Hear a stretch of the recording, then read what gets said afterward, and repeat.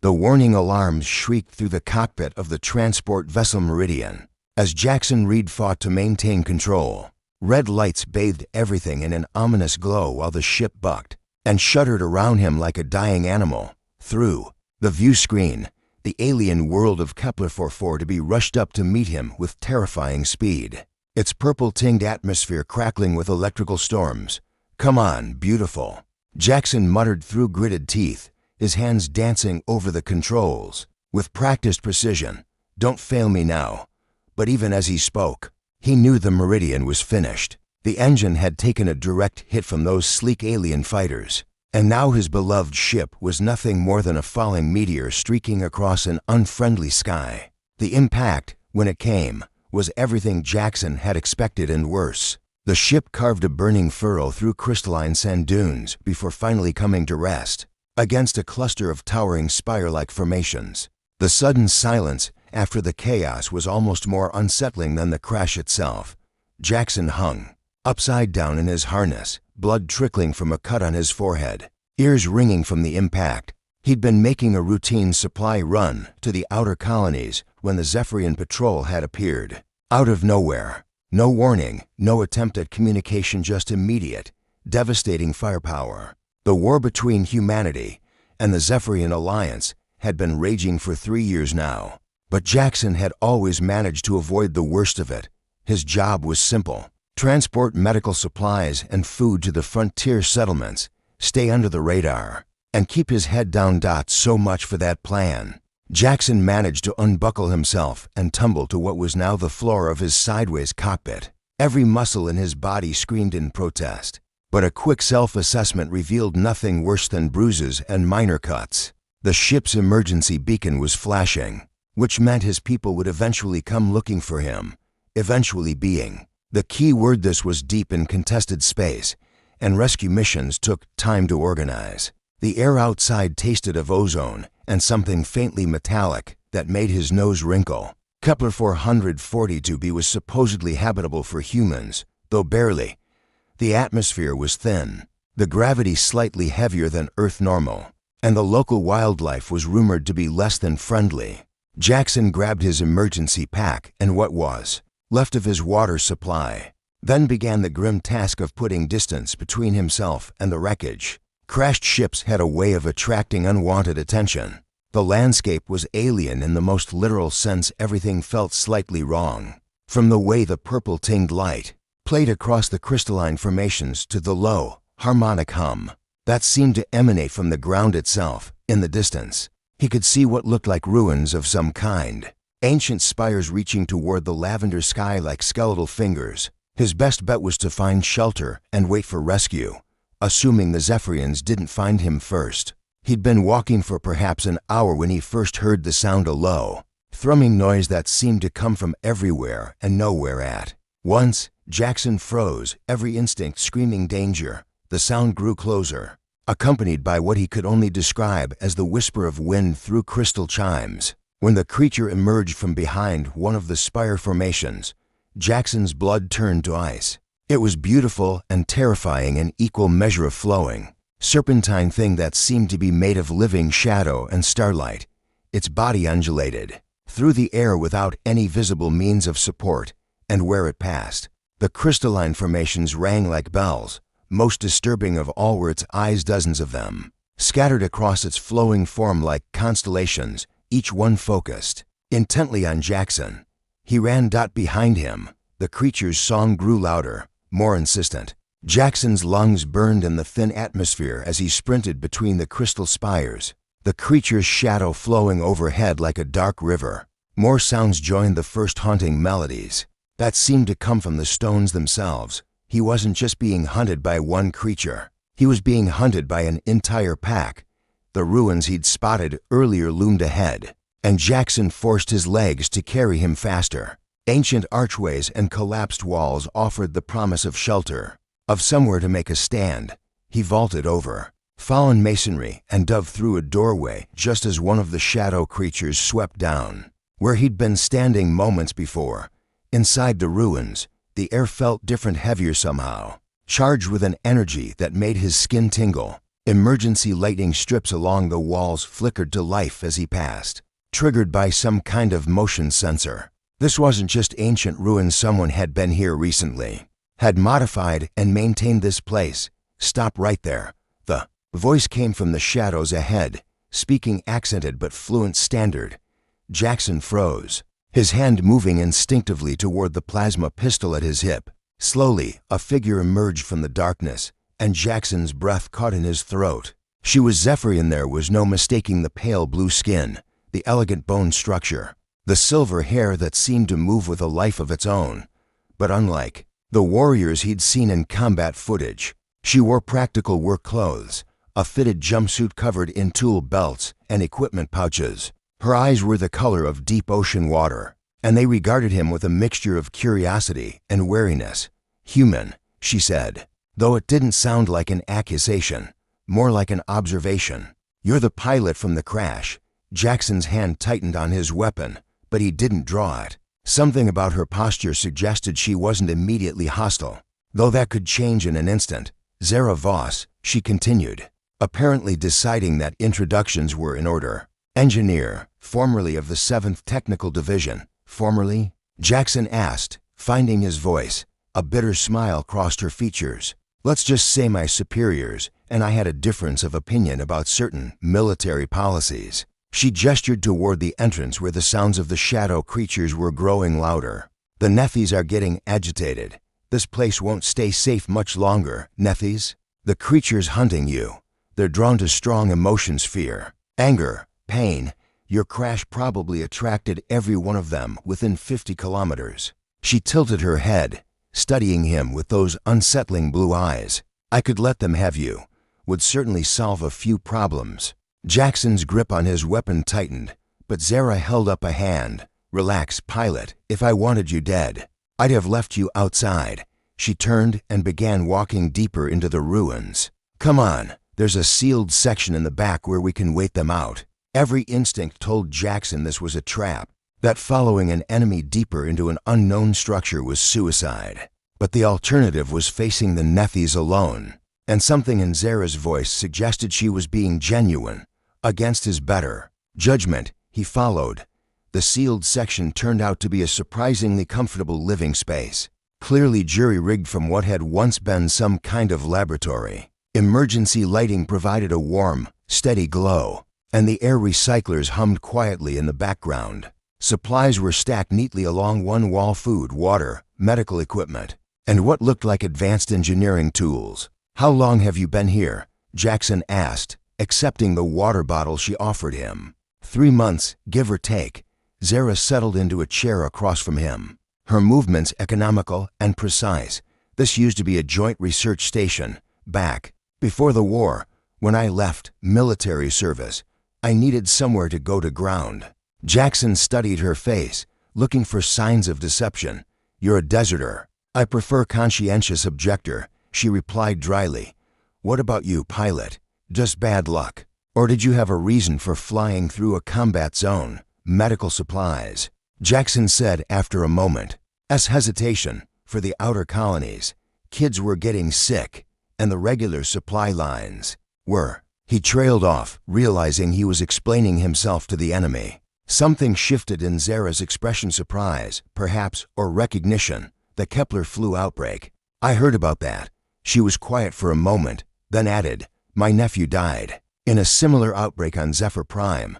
Military priorities meant civilian medical supplies were delayed. The admission hung between them, heavy with implication. Outside, the Nethys continued their haunting songs, but inside this makeshift sanctuary, an unlikely understanding was beginning to form. They were both here because they'd chosen compassion over orders, people over politics. The Nethys will lose interest eventually, Zara said, breaking the silence. Another day or two, and they'll move on to easier prey. And then, she shrugged, then you wait for your people to find you, and I go back to my research. What kind of research? For the first time, genuine enthusiasm flickered in her eyes. The ruins. This whole planet is covered with them, but no one knows who built them or why they were abandoned. The technology is unlike anything either of our species has developed. She gestured toward a workbench covered with crystalline fragments and electronic components. "I've been trying to understand how it works." Despite himself, Jackson found his interest piqued. "Any progress?" "Some.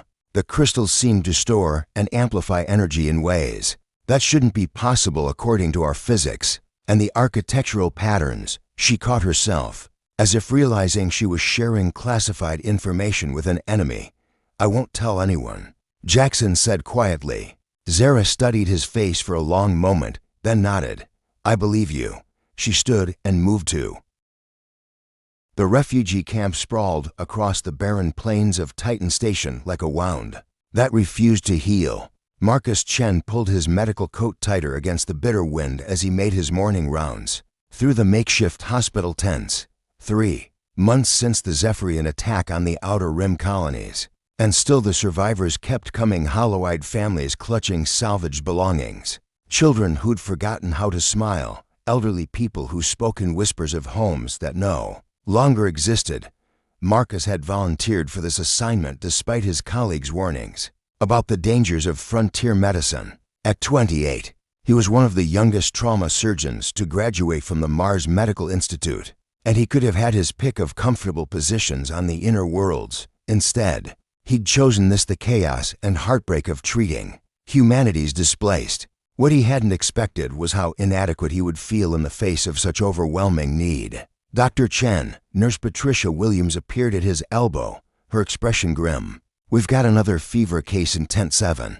That's 15 new cases since yesterday." Marcus closed his eyes briefly, feeling the weight of impending disaster settle on his shoulders. The fever had started appearing a week ago: high temperature, respiratory distress, and a distinctive rash that spread across the patient's skin like branching lightning. None of their standard treatments seemed to help, and the disease was spreading faster than they could contain it. "Quarantine protocols?" he asked, already knowing the answer, stretched to breaking point. "We're out of isolation units, and the families are refusing to be separated."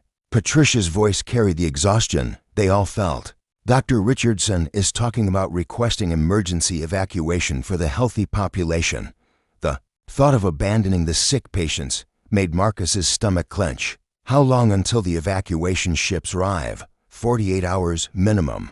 Too long. At the current rate of spread, half the camp would be infected by then. Marcus squared his shoulders and headed toward Tent 7, trying to project confidence. He didn't feel.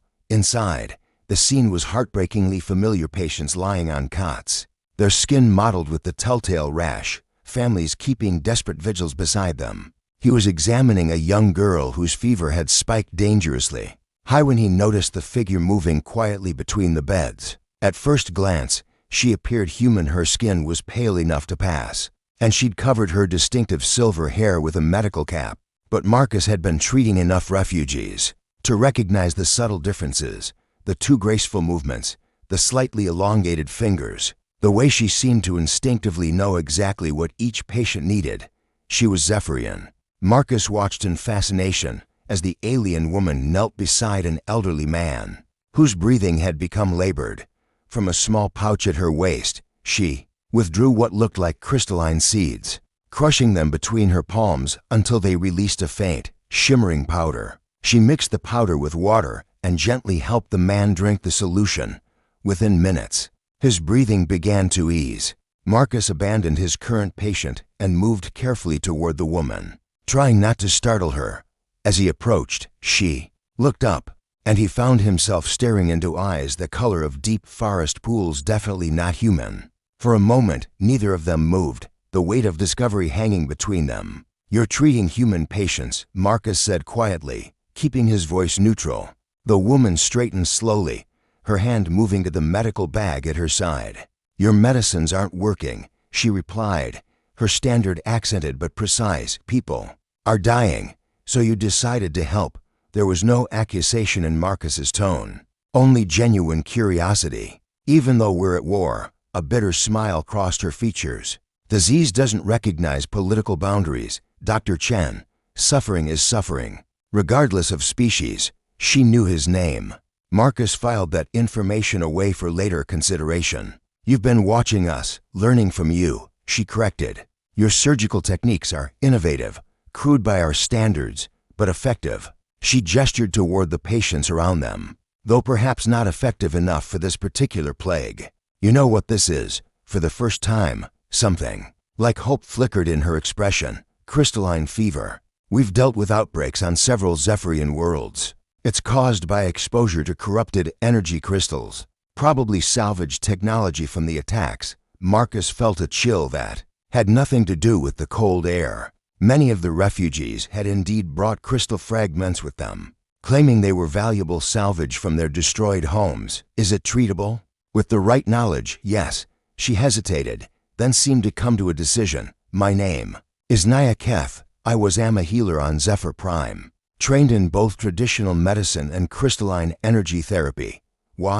I've been declared dead by my government, Naya said with dark humor. It's amazing how liberating official non-existence can be. Before Marcus could respond, a commotion erupted from the far side of the tent. One of the fever patients, a middle-aged woman, had gone into convulsions, her body arching off the cot as her husband held her down and screamed for help. Marcus rushed toward them, but Naya was faster, her alien physiology allowing her to move within human speed. She knelt beside the convulsing woman, her hands hovering just above the patient's chest. Marcus watched in amazement as a soft, golden light began to emanate from Naya's palms, flowing into the woman's body like liquid starlight. The convulsions gradually subsided, and the woman's breathing returned to normal. How did you, Marcus? Began bioelectric manipulation, Naya said, her voice strained from the effort. Every living thing generates an electrical field. Sometimes you just need to adjust the frequency. The woman's husband stared at Naya with a mixture of awe and confusion. Thank you, he whispered. I don't know what you did, but thank you. Naya simply nodded and moved on to the next patient, leaving Marcus to grapple with what he'd just witnessed. In all his years of medical training, he'd never seen anything like it. The woman was stabilizing not just temporarily, but genuinely, healing at a rate that should have been impossible. I need to know how you did that, Marcus said, catching up with Naya as she prepared another dose of her crystalline medicine. And I need access to your medical supplies, she replied without looking up. My treatments are more effective, but they require combination with certain human pharmaceuticals. It was a negotiation, Marcus realized. Information for resources. The other doctors won't understand. If they find out you're Zephyrian, then we don't tell them. Naya finally looked up at him, her green eyes steady and determined. We save lives first. Worry about politics later. The next several hours passed in a blur of clandestine collaboration. Marcus found excuses to redirect supplies to Tent 7, while Naya worked her mysterious healing techniques on the most critical patients. They developed a system. Marcus would handle the conventional medicine, while Naya dealt with the energy manipulation, both of them careful to make her contributions appear as natural recovery. It was exhausting work, made more complicated by the need for secrecy, but it was also exhilarating. Marcus found himself genuinely impressed by Naya's medical knowledge and her innovative approaches to treatment. She seemed to understand the human body as well as any doctor he'd trained with, but her perspective was refreshingly different. The crystalline fever creates disruptions in the body's natural energy patterns, she explained during a brief break, her hands glowing softly as she demonstrated on a piece of crystal. Your medications treat the symptoms, but they don't address the underlying energetic imbalance. Show me, Marcus said, leaning closer to watch as the crystal's chaotic energy patterns gradually smoothed under her. Touch, their fingers brushed as he reached out to examine the crystal, and Marcus felt a strange tingling sensation, not unpleasant, but definitely alien. Naya pulled back quickly, a flush of deeper blue coloring her pale cheeks. Sorry, she murmured. Sometimes the energy transfer is automatic. What did it feel like? For you, I mean, Naya hesitated, then said quietly. Like recognition, like finding someone who speaks the same language, even though you've never heard their voice before. The words hung between them, heavy with implication. Marcus found himself studying her face, the delicate bone structure, the way her silver hair caught the light, the intelligence and compassion in her eyes. It would be so easy to forget she was supposed to be his enemy. A new crisis interrupted his thoughts as Nurse Williams burst into the tent. "Dr. Chen, we've got a problem. Dr. Richardson is demanding a full accounting of our medical supplies. Someone's been redistributing pharmaceuticals without authorization." Marcus felt his stomach drop. If Richardson discovered what they'd been doing, "I'll handle it," he said, but Naya was already standing. "No," she said firmly. "This is my responsibility." Before Marcus could stop her, she walked directly toward the tent entrance where Dr. Richardson was conducting his investigation. Marcus hurried after her, his mind racing through possible explanations and damage control strategies. "Dr. Richardson," Naya said, her voice calm and professional, "I believe you're looking for me." The senior physician turned, his expression shifting from annoyance to shock as he registered her obviously non-human features. "What in the hell? My name is Naya Keth, and I'm a medical professional." The communications array hummed with quiet efficiency in the depths of the battleship Resolute, its banks of monitors casting an eerie blue glow across Riley Santos's face. As she worked through another night shift, 3 years into the war, monitoring enemy transmissions had become as routine as breathing. Intercept, decode, categorize, forward to intelligence, rinse and repeat, 8 hours a day, 6 days a week. What Riley hadn't expected was to find poetry floating through the void between stars. It had started 6 months ago with a transmission she'd almost dismissed as background noise. The signal was too weak for military communications, too structured for random static. When she'd finally managed to isolate and clean it up, she'd discovered something that made her question everything she thought she knew about the enemy. It was music. Not the harsh, mechanical sounds intelligence briefings had led her to expect from Zephyrian communications, but something hauntingly beautiful, a melody that seemed to capture the loneliness of space itself. The mathematical precision of the harmonic structures suggested it was artificially generated, but there was an emotional quality that spoke of genuine, artistic expression.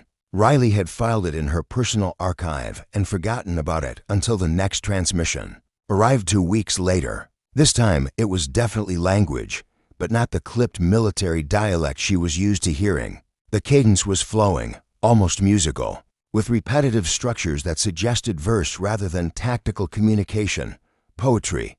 The enemy was broadcasting poetry into the void. Now, 6 months later, Riley's personal archive contained dozens of these mysterious transmissions. She'd taught herself enough Zephyrian linguistics to recognize themes: longing, loss, hope, the search for meaning in an incomprehensible universe. Whoever was sending these signals was an artist, and a profoundly lonely one. Against every regulation in the military handbook, Riley had begun responding. It had started innocently enough, a simple mathematical sequence indicating intelligent reception, broadcast on the same frequency as the original signal. The response had been immediate, a burst of excited musical tones, followed by what she'd eventually recognized as questions. Who was listening? Did they understand? Could they respond in kind? That first exchange had led 2 months of careful, coded communication. Riley would translate human poetry into mathematical concepts and broadcast them during the quiet hours of her shift.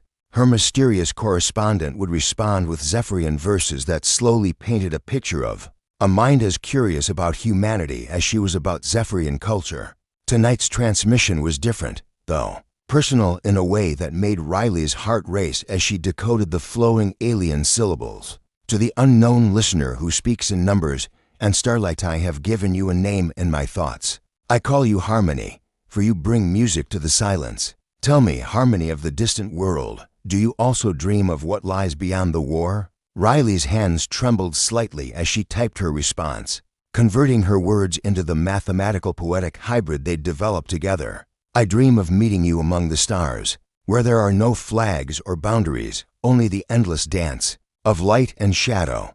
What would you show me, singer of the void, if we could walk together in a place where peace was possible? She transmitted the message and settled back to wait, her heart pounding with a mixture of excitement and terror. What she was doing went beyond mere fraternization with the enemy. It was a fundamental betrayal of everything she'd sworn to uphold. If anyone discovered these transmissions, the response came faster than usual, as if her correspondent had been waiting by his transmitter. I would show you the crystal gardens of Zephyr Prime, where living songs grow from pure light and every flower chimes with the heartbeat of the planet. I would share with you the meditation pools, where our philosophers contemplate the mathematics of eternity. But most of all, I would simply listen as you tell me about your world, your dreams, your hopes for tomorrow. Riley closed her eyes, trying to imagine such places. The intelligence briefings painted Zephyrian worlds as sterile military installations, all harsh edges and efficient brutality. But the being on the other end of these transmissions spoke of beauty, of art, of a society that valued contemplation and aesthetic expression. "What is your real name?" She found herself typing. "I've called you Singer in my thoughts, but I want to know who you truly are." A long pause. Then, "My name is Thane Zix. I am a linguist and cultural anthropologist stationed on the research vessel Transcendence. And you, Harmony. What shall I call you when I think of you among the stars?" Riley stared at the question for a long moment. Giving her real name would be crossing a line from which there could be no return. But something, in Thane's words, in the vulnerability of his poetry, made her want to take that step. "Riley Santos, communications specialist, human defense vessel Resolute. I study languages and music in my spare time. I've been learning Zephyrian poetry from your transmissions." Another pause. Longer this time. When the response came, it carried a weight of emotion that transcended the mathematical encoding. "Riley, a beautiful name for a beautiful mind. I have been learning about human culture through your responses, and I find myself wondering, are we so different, our peoples? Do humans also sing to the darkness when they feel alone?" The question hit Riley unexpectedly hard. How many nights had she sat in this communications bay, surrounded by the hum of machinery and the distant voices of her shipmates, feeling utterly isolated despite being surrounded by people? How many times had she stared out at the stars and wondered if anyone anywhere might understand the longing in her heart? "We do," she replied. "We sing, we write, we reach out across the void, hoping someone will answer. I think loneliness might be the one thing all sentient beings share. Then perhaps that is where peace begins, in the recognition that we all search for connection. In an indifferent universe." Riley found herself smiling for the first time in weeks, on impulse. She accessed her personal music files and began converting one of her favorite human songs into mathematical patterns that could be transmitted. It was a piece by an obscure Earth composer, a haunting melody about love transcending distance and time. The transmission took nearly an hour to complete, and Riley held her breath as she sent it across the void to her unknown friend. The response, when it came, was immediate and overwhelming, a burst of complex harmonics that somehow conveyed pure joy, followed by Thane's carefully constructed reply. "Riley of the beautiful songs, you have given me a gift beyond measure. Music is the universal language, and yours speaks directly to my soul. I am composing a response piece, a Zephyrian melody inspired by your human harmonies. May I share it with you?" "Please do. I'd be honored to hear it." What followed was unlike anything Riley had ever experienced. The transmission came not as words or simple tones, but as a complex symphony of mathematical relationships that her equipment decoded into actual audio. The melody was hauntingly beautiful, distinctly alien, yet somehow familiar, as if Thane had found the emotional core of her song and reflected it back through the lens of his own culture. Riley found herself crying as the music played, overwhelmed by the beauty and by the profound connection she felt to someone she'd never met, whose face she'd never seen, who belonged to a species she'd been trained to consider the enemy. "It's beautiful," she typed when the song ended. "I've never heard anything like it. How do you create such music?" "The same way you do, I think. I listen to my heart and try to translate its rhythms into something others can understand." "Tell me, Riley, if the war ended tomorrow, if our peoples found peace, what would you want to do with your life?" The question caught her off guard. Riley had been so focused on survival, on getting through each day of the conflict, that she'd barely allowed herself to think about the future. "I'd want to travel," she found herself typing, "to see other worlds, meet other beings, learn their languages and their songs. I'd want to document the music of the galaxy." Show people that beauty exists everywhere if you just know how to listen for it. What about you? I would want to study cultures that create such beauty, to understand how different beings express the same fundamental emotions through art and music. Perhaps we could travel together, collecting songs from 1,000 worlds. The fantasy was so vivid, so appealing, that for a moment Riley allowed herself to imagine it traveling the galaxy with someone who shared her passion for language and music, discovering wonders that transcended the petty conflicts of politics and war. That sounds like paradise, she replied. Then perhaps paradise is not a place, but a dream shared between kindred spirits. Their conversation continued through the night, ranging from the philosophical to the personal. Riley learned that Thane had studied at the greatest universities of Zephyr Prime, that he'd published papers on comparative linguistics and cultural anthropology, that he'd volunteered for deep space assignment partly to escape the growing militarism of his society. In return, she shared her own story growing up on a mining colony, her fascination with xenolinguistics, her decision to join the Defense Forces not out of patriotism, but because it offered the best opportunity to study alien communications. I think, Thane transmitted as Riley's shift neared its end, that we are both exiles in our own ways, you fro. The hydroponics bay of the research station New Eden hummed with the quiet efficiency of perfectly calibrated life support systems. Damon Cross knelt among rows of experimental crops, his hands gentle as he adjusted the nutrient flow to a struggling patch of hybrid wheat. 3 years of war had taught humanity harsh lessons about food security, and Damon's work in developing sustainable agriculture for hostile environments had become crucial to the survival of the outer colonies. At 31, he was considered one of the foremost experts in xenobotany and terraforming agriculture. His innovations had already saved dozens of settlements from starvation, but lately, his research had stalled. The mathematical models all pointed to the same conclusion: without access to certain rare minerals and catalytic compounds, large-scale terraforming would remain a dream rather than reality. The compounds he needed were abundant on Zephyrian worlds. Damon was analyzing soil samples when the proximity alarms began shrieking throughout the station. He looked up from his microscope, heart racing as the implications hit him. New Eden was positioned in neutral space, technically off-limits to both human and Zephyrian military forces. But accidents happened, and accidents in deep space usually ended with someone dead. The voice of Station Commander Brooks crackled over the intercom: all personnel to emergency stations. We have an unidentified vessel on approach vector. Multiple hull breaches, life signs minimal. Prepare for emergency boarding procedures.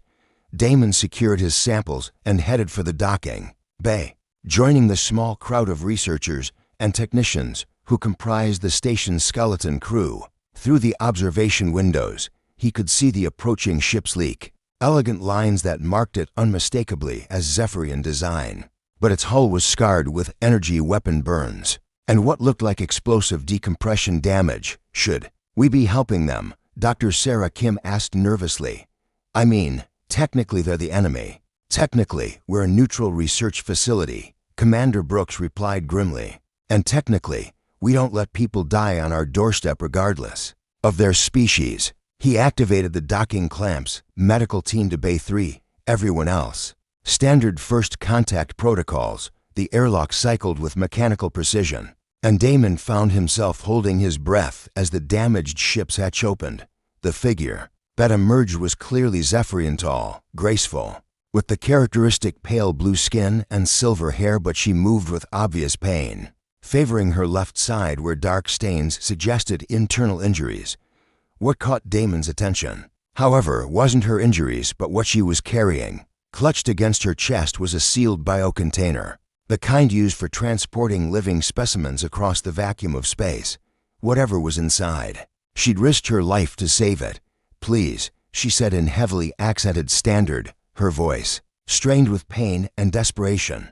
The samples, they cannot die, everything depends. She collapsed before she could finish the sentence, the biocontainer rolling across the deck plates. Damon lunged forward, catching the container before it could strike the bulkhead. Through the transparent aluminum, he could see delicate, luminescent plants unlike anything in his extensive botanical database. The medical team rushed the unconscious Zephyrian to the infirmary, while Damon carefully secured her mysterious cargo. In one of his unused hydroponics chambers, whatever these plants were, they were clearly important enough for her to protect them even while dying. It was 3 days before she regained consciousness, and when she did, her first words were about the plants, the seeds, she whispered, trying to sit up despite the medical restraints. "Where are the Lumina seeds?" "Safe," Damon assured her, pulling a chair closer to her medical bed. "I've got them in a controlled environment with standard atmospheric conditions. They seem stable, but I haven't tried to cultivate them yet."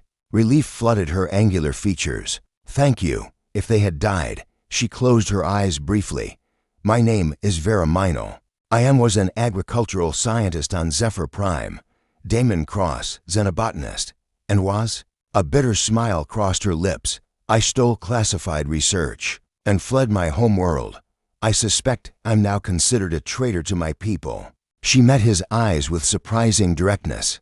"The Lumina seeds represent 5 years of careful breeding and genetic modification. They're the key to saving my world." Damon leaned forward, intrigued despite himself. "Saving it from what? Ecological collapse?" Vera said simply, "The war effort has strip-mined our agricultural worlds, depleted the soil, poisoned the water systems. Within 2 years, maybe less, Zephyr Prime will be unable to feed its population." Her voice carried the weight of absolute certainty. "The Lumina plants can grow in depleted soil, process toxins, and produce yields 3 times greater than our standard crops, but they require a specific mineral catalyst to reach maturity." "What kind of catalyst?" Vera's expression grew troubled. "Crystalline iron compounds, the kind that exist naturally in the soil of human agricultural worlds." The implications hit Damon like a physical blow. The Zephyrians were facing the same agricultural crisis that had driven humanity's expansion into hostile space. Both species were running out of viable farmland, fighting over resources while their people slowly starved. "Show me," he said quietly. Over the next several days, Vera introduced Damon to agricultural science that was decades ahead of anything humans had developed. Her Lumina plants were living symphonies of genetic engineering organisms that could literally transform dead soil into fertile earth while producing protein-rich fruits that contained every nutrient necessary for Zephyrian survival. In return, Damon shared his own research into hybrid crops and soil restoration techniques. To his amazement, Vera grasped the principles almost immediately, her mind making connections that had taken him years to develop. "Your drought-resistant grains," she said, studying his genetic modification charts. "If we could combine the water retention genes with Lumina growth patterns, we could create crops that thrive in almost any environment." Damon finished, excitement building in his voice. "Plants that could turn desert worlds into gardens." They worked together with an intensity that surprised them both, their different scientific backgrounds complementing each other perfectly. Vera's theoretical knowledge combined with Damon's practical experience produced innovations neither could have achieved alone. It was during one of their late-night research sessions that they made the breakthrough. "Look at this," Vera said, her voice filled with wonder as she manipulated the holographic display, showing their latest genetic model. "If we introduce your crystalline iron processing genes into the Lumina base structure, the plants would be able to extract the catalysts they need from any soil type." Damon breathed, watching as the simulation ran through growth cycles at accelerated speed. "They wouldn't need pre-existing mineral deposits, and if we add your nitrogen fixation modifications, they'd actually improve soil quality as they grew, creating the conditions for other crops to flourish." Damon stared at the display, hardly daring to believe what they'd accomplished. "Vera, this could end food scarcity for both our species." She turned to look at him, her eyes bright with possibility. "To dying worlds, saved by sharing what each has in abundance." Their hands touched as they both reached for the same control, and for a moment neither of them moved. The contact was electric, not just the natural chemistry between two people who'd discovered they worked perfectly together, but something deeper. A recognition that they'd found in each other something their own worlds couldn't provide. This Is dangerous, Vera said softly, but she didn't pull her hand away. The research, this. She gestured between them. What we're feeling, my people would call it contamination. Yours would call it treason. Damon's thumb traced gently across her knuckles, marveling at the softness of her bluting skin. I call it hope, he said quietly. The moment was interrupted by the harsh blare of emergency klaxons. Commander Brooks' voice echoed through the station. All personnel to emergency stations. We have incoming vessels, both human and Zephyrian. Fleets on intercept courses.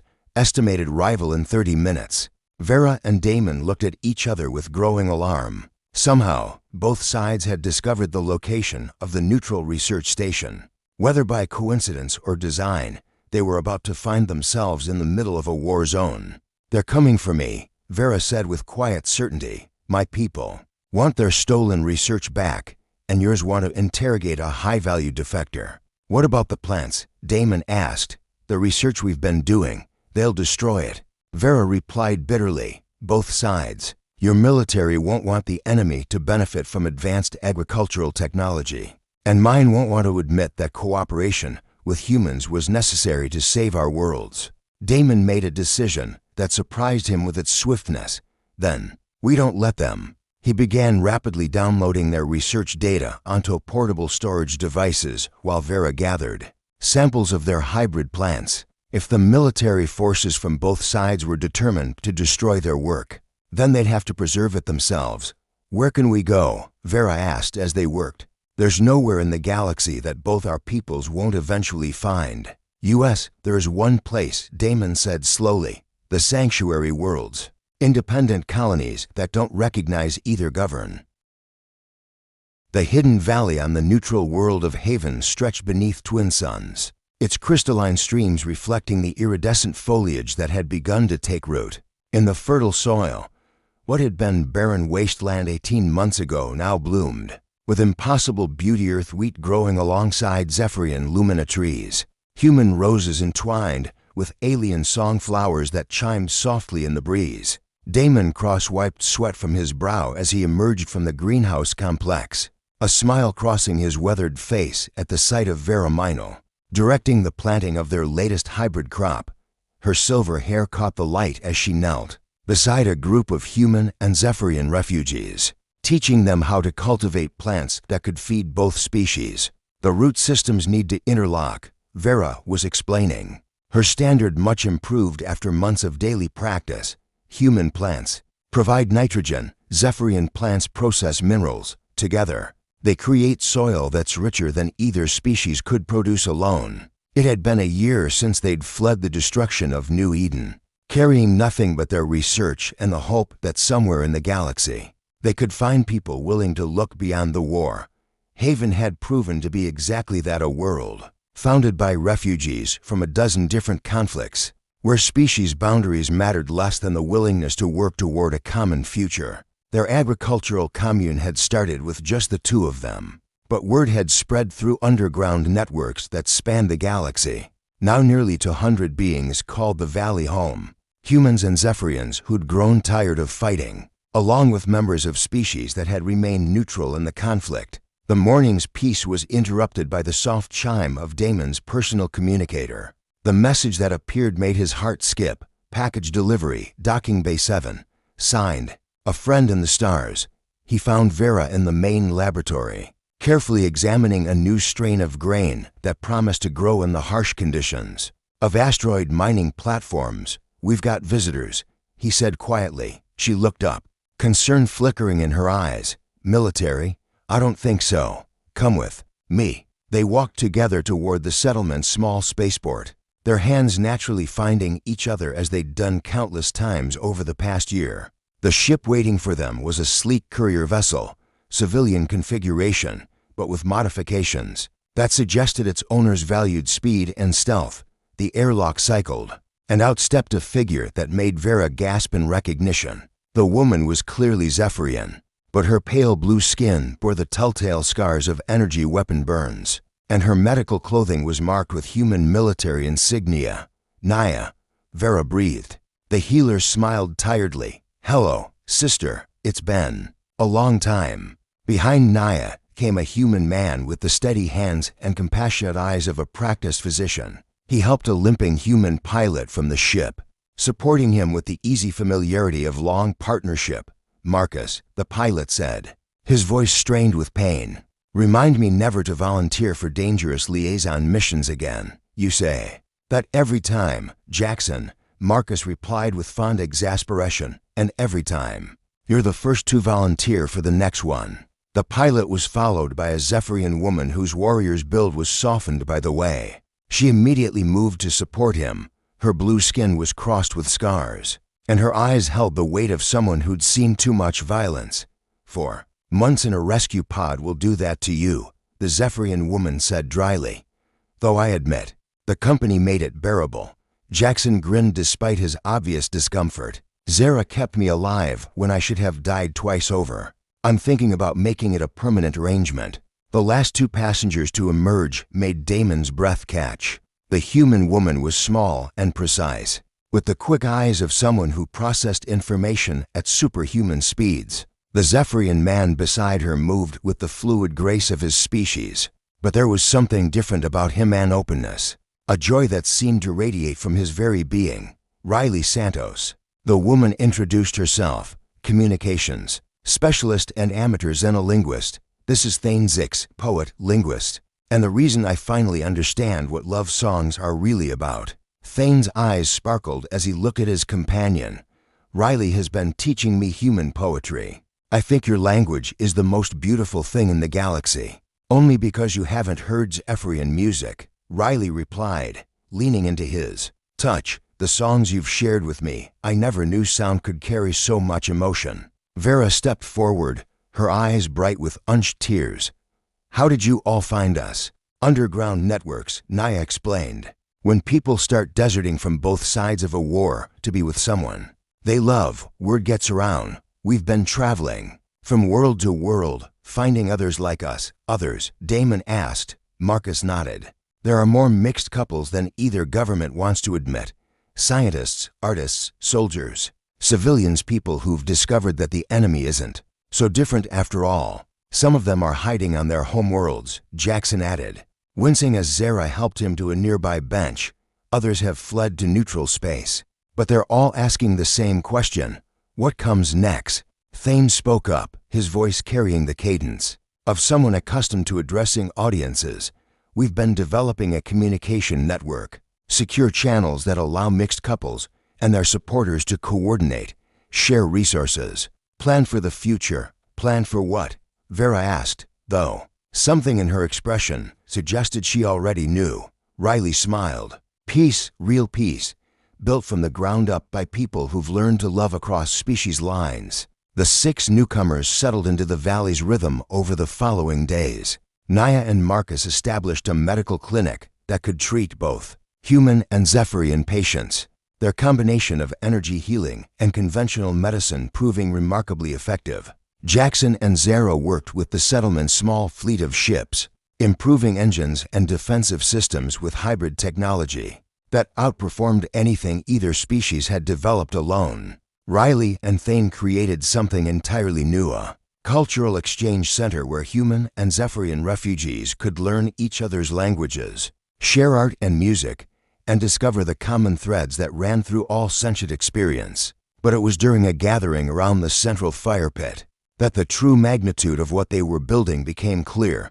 "We're not just refugees anymore," Naya said, her hands glowing softly as she helped a human child who'd scraped his knee. "We're something new, something neither of our governments anticipated." "A third option," Marcus agreed, watching as human and Zephyrian children played together, their laughter identical despite their different appearances.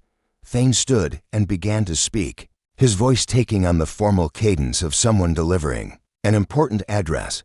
"For 3 years, our peoples have been told that we are incompatible, that one species must dominate or destroy the other. But here, in this valley, we have proven them wrong."